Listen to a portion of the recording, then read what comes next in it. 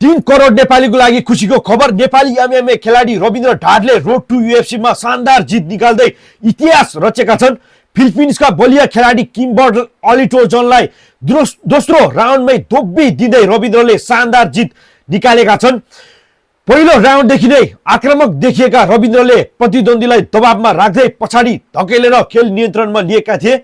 उनले लगातार प्रहार र उत्कृष्ट रेस्लिङ प्रदर्शन गर्दै किम्बरलाई खुल्ला रूपमा खेल्नै नदिने रणनीति अपनाएका थिए।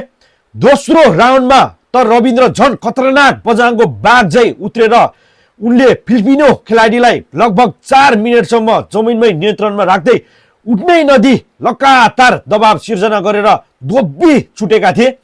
अन्ततः शक्तिशाली ग्राउन्ड एन्ड पाउन्ड तथा रेस्लिङ दबावका कारण रेफ्रीले खेल रोक्दै रविन्द्रलाई जितको विजेताको घोषणा गरेका छन्।